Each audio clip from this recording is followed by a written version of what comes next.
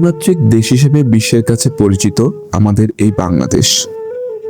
নদীগুলোর বুকে জেগে ওঠা বিভিন্ন চর যেন প্রকৃতির আঁকা এক জীবন্ত ছবি। বন্ধুরা, পান্থলিপির সাথে ভ্রমণের এই যাত্রায় আমি যাচ্ছি ব্রহ্মপুত্র নদীর বুকে জেগে ওঠা গাইবান্ধা জেলায় অবস্থিত বালাসী চরে। এই ভ্রমণের বিস্তারিত একটি ধারণা দেওয়ার চেষ্টা করব পুরো ভিডিওটিতে। দেখাবো উর্বর জমিতে ফসল ফলিয়ে, মাছ ধরে এবং গবাদি পশু পালন করে চরাঞ্চলের মানুষের জীবন ও জীবিকা নির্বাহের একটি অংশ।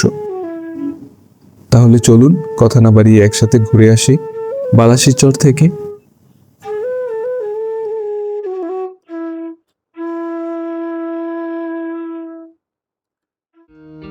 গাইবান্ধা সদর থেকে বালাসীঘাটের দূরত্ব প্রায় 7.5 কিলোমিটার।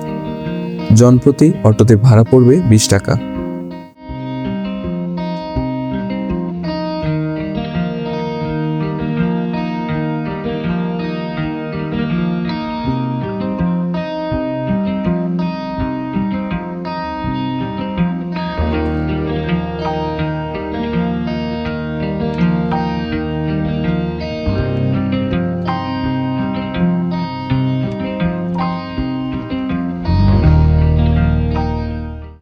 দুপাশের সৌন্দর্য দেখতে দেখতে প্রায় 20 মিনিট পর পৌঁছে গেলাম বালাসী ঘাটে।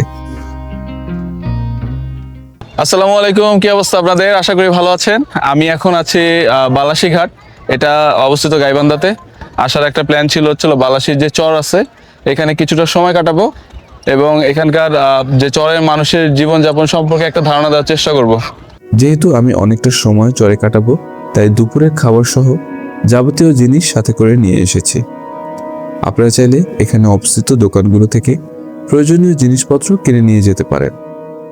বালাসী ঘাট নামার পরে এরকম বোট পেয়ে যাবেন।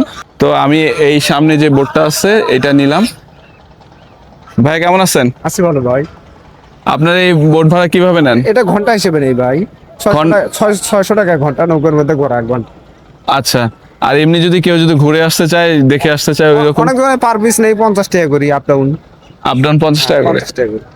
আমি মূলত সন্ধ্যা পর্যন্ত থাকবো তো এই চরে। তো এই জায়গা আমি 300 টাকা দিয়ে ভাড়া নিয়ে নিয়েছি। এছাড়াও যদি আপনারা ঘুরে আসতে চান, অনেকের সাথে একবারে ঘুরে আসতে পারবেন, 50 টাকা পার পিস।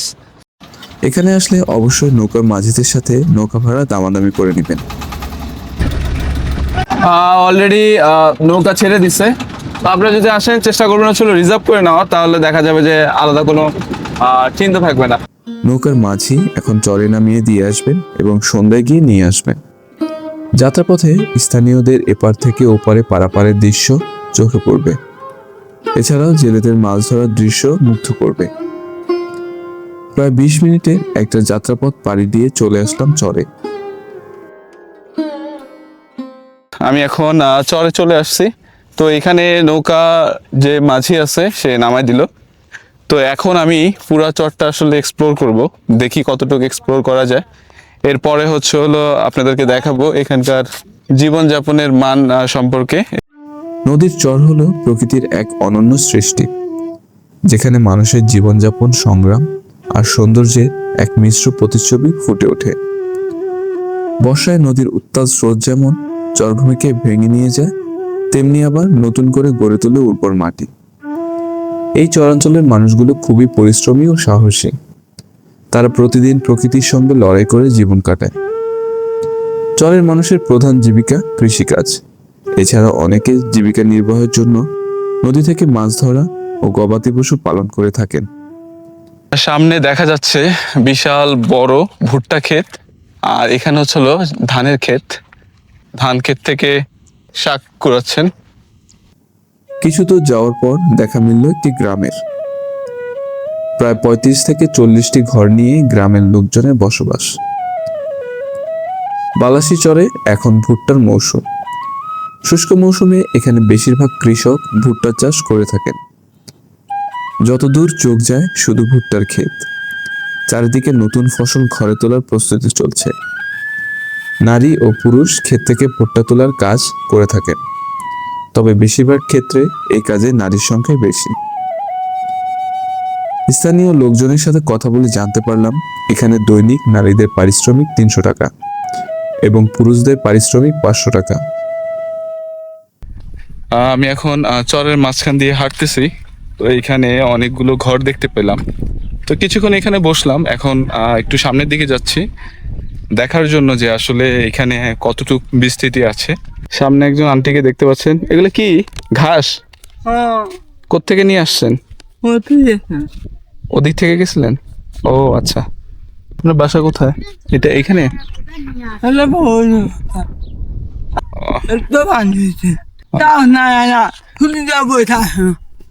অনেক কষ্ট হয়েছে নাকি, পানি নাকি অনেক হয়েছে, এই জন্য এগুলো আনতে নাকি অনেক কষ্ট হচ্ছে, এটাই বললো। তোমার কি নাম? কাউসার, সুন্দর নাম তো। আসসালামু আলাইকুম ভাইয়া, ভালো আছেন? ওয়ালাইকুম আসসালাম। জি আলহামদুলিল্লাহ ভালো আছে, আপনি কেমন আছেন? আছি ভাইয়া আলহামদুলিল্লাহ। তো ভাই আপনার নামটা জানতে পারি? আমার নাম মোহাম্মদ ইসরাফিল ইসলাম। ইসরাফিল ইসলাম। জি। থাকেন কি এখানেই?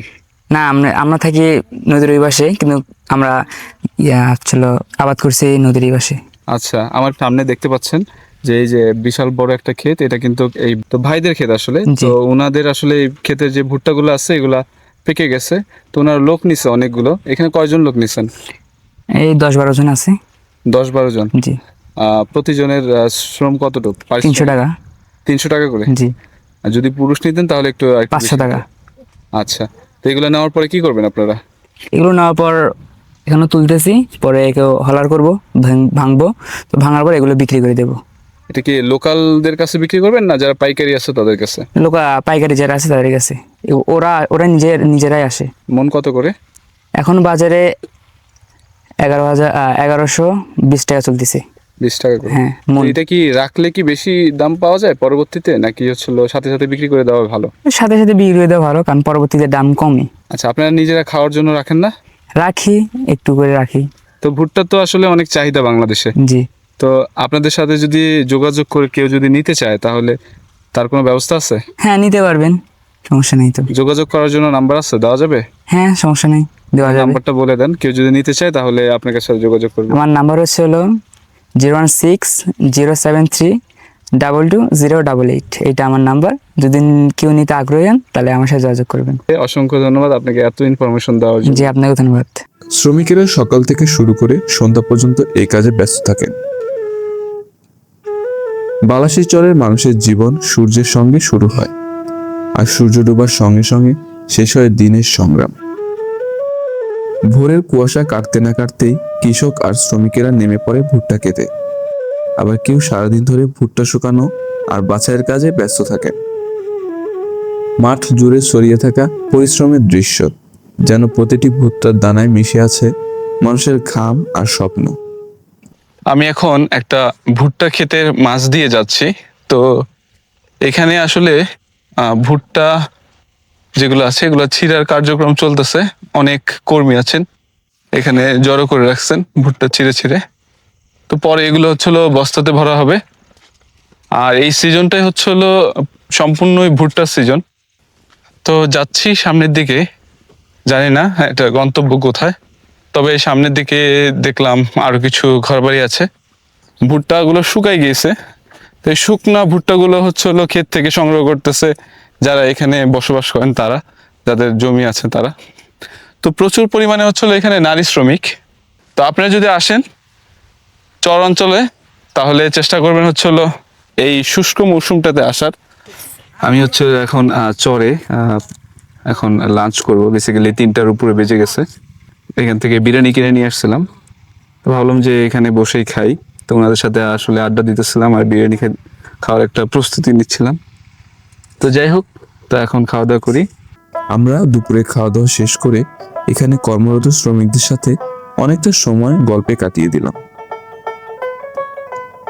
আরো কিছু দূর যাওয়ার পর দেখলাম কিছু শ্রমিক ক্ষেত থেকেই ভুট্টা সংগ্রহের পর ক্ষেতের পাশেই মেশিনের সাহায্যে মাড়াই কাজ সম্পন্ন করছেন এবং বস্তা ভরে তা ঘোড়ার গাড়িতে করে এক স্থান থেকে অন্য স্থানে পারাপার করছেন।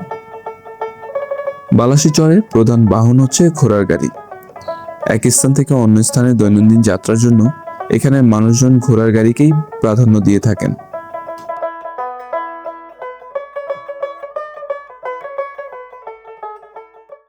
দারুণ একটা মুহূর্ত কাটালাম এখানে, আর মানুষগুলোর সাথে কথা বলে খুবই ভালো লেগেছে। এত পরিমাণ আন্তরিক ছিলেন ওনারা। প্রথম দিকে হয়তো কথা বলতেই চায় নাই, কিন্তু পরবর্তীতে ওনাদের সাথে আসলে কথা বলে অসাধারণ লেগেছে। আর ওনারাও অনেক হেল্পফুল ছিল, আমাদেরকে অনেক ইনফরমেশন দিল। আর এখানে হচ্ছে হলো ওনাদের ভাষ্যমতে জাস্ট এই শীত মৌসুমটা পার হওয়ার পরে বর্ষা মৌসুমের আগ পর্যন্ত এই 6 মাস ওনারা এখানে থাকেন। পরবর্তী সময় যখন পানি চলে আসে তারপরে হচ্ছে হলো ওনারা চলে যায় এখান থেকে।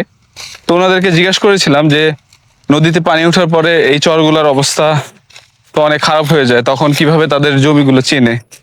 পরবর্তীতে বললো যে ওনাদের কাছে নাকি ম্যাপ আছে, তো ম্যাপ দেখে হচ্ছিল ওনারা ওনাদের জমি আইডেন্টিফাই করে। তো চরে আসলে আপনারা অবশ্যই চেষ্টা করবেন লোকাল যারা আছে তাদের সাথে মিশে কথা বলার জন্য, তাহলে দেখবেন যে হচ্ছিল ওনাদের জীবনযাপন সম্পর্কে একটা ধারণা পেয়ে যাবেন। আর ইভেন হচ্ছিল ওনাদের লাইফ স্ট্রাগল যেটা বলি আমরা, তো সেই সম্পর্কেও একটা বিস্তারিত একটা ধারণা আসবে। অনেকক্ষণ হাঁটতে হাঁটতে এখন আবার সেই আগের জায়গাতে ফেরত আসলাম। তো এই জায়গা থেকে হচ্ছে হলো আমরা একদম নদীর পাড়ের দিকে চলে যাব। বিকেলে সূর্য অস্তটা দেখার ইচ্ছা আছে, চমৎকার সূর্য অস্ত এখান থেকে দেখা যায়। আর আরেকটা বিষয় হচ্ছে হলো এখানে বর্ষার সময় কিন্তু পানি থাকে প্রচুর। তো এখানকার যে সৌন্দর্য আসলে আসলে ভাষায় প্রকাশ করতে পারবো না, এক এক ঋতুতে এক এক রকম সুন্দর থাকে। ঘুরে ঘুরে চরের মানুষের ভিডিও করতেছিলাম, আর ওনাদের যে ভুট্টা ক্ষেতের কাজ সেটা আসলে আমি দেখতেছিলাম। ওনাদের সাথে এমন একটা আন্তরিকতা হয়ে গিয়েছে, তো আমি যখন ভিডিও করতেছিলাম ওনাদের সাথে নানা রকমের কথা বলতেছিলাম। তো খুশি হয়ে ওনারা আমাকে এই 2টা ভুট্টা দিয়েছেন। আপনারা হয়তো বা অনেকে বলতে পারেন যে চরের মানুষ আসলে কেমন। আমি এক কথায় বলবো অসাধারণ, সহজ সরল মানুষ চরের মানুষ। তো এখানে আসবেন, সুন্দর সুন্দর মুহূর্ত কাটাবেন। প্রকৃতির সঙ্গে লড়াই করে বেঁচে থাকা এই মানুষগুলো যেন মাটির খুব কাছাকাছি থাকার এক একটি জীবন্ত গল্প। বিকেলে দারুণ একটা সময় কাটানোর জন্য আবারও নদীর পাড়ের দিকে ফিরতে যাত্রা শুরু করলাম। সন্ধ্যায় চরাঞ্চল এক অপার্থিব সৌন্দর্যে ভরে ওঠে।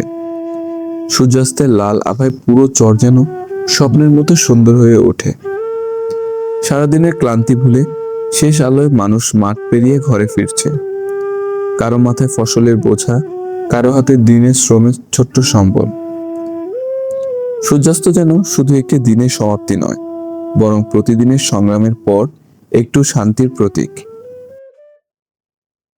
তুমি নদীর পাশে বানিও এক বাড়ি, আর বাড়ির ছাদে কে দিও তারা। রাত্রি হলে আসবে চাঁদের বুড়ি, উঠোন জুড়ে জোছনা ভিজে স্নান। কোলের কাছে তোমার মাথা টেনে বুড়ি গাইবে রাতে ঘুম পাড়ানি গান। কোলের কাছে তোমার মাথা টেনে বুড়ি গাইবে রাতে ঘুম পাড়ানি গান। বালাসির চর যেন প্রকৃতির হাতে আঁকা এক জীবন্ত ক্যানভাস। চারিদিকে বিস্তীর্ণ সবুজ ভুট্টা ক্ষেত, মাঝখান দিয়ে বয়ে যাওয়া নদীর শান্ত ঢেউ আর খোলা আকাশ মিলিয়ে এই চরকে করে তুলেছে অপূর্ব সুন্দর। এই চরাঞ্চলকে ঘিরেই গড়ে উঠেছে হাজারো মানুষের স্বপ্ন, সংগ্রাম ও বেঁচে থাকার গল্প।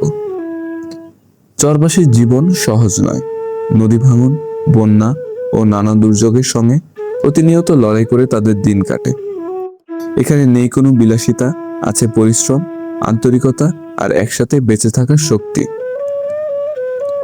বাংলাদেশের নদীর চর তাই শুধু একটি ভূখণ্ড নয়, এটি প্রকৃতির সৌন্দর্য, মানুষের সংগ্রাম এবং আশাবাদের এক অনন্য প্রতিচ্ছবি। শহরের কোলাহল থেকে দূরে বালাসির চর মানুষের মনে এনে দেয় এক অদ্ভুত শান্তি, যেখানে মাটির গন্ধ আর নদীর বাতাস মিলে তৈরি করে এক নির্মল সৌন্দর্যের গল্প। বন্ধুরা, আজ আর কথা বাড়াচ্ছি না, আপনারা পরিকল্পনা করে ঘুরে আসতে পারেন গাইবান্ধা জেলার মনোমুগ্ধকর সৌন্দর্য বালাসির চর থেকে। আমার ভিডিওটি যদি আপনাদের ভালো লেগে থাকে তাহলে লাইক, কমেন্ট ও শেয়ার করতে পারেন। আর এমন নতুন নতুন ভিডিও দেখতে চাইলে চ্যানেলটি সাবস্ক্রাইব করে পাশের বেল আইকনটি অন করে রাখতে পারেন। তাহলে দেখা হবে পরবর্তী কোনো পান্থলিপিতে। সে পর্যন্ত ভালো থাকবেন, সুস্থ থাকবেন। আল্লাহ হাফেজ।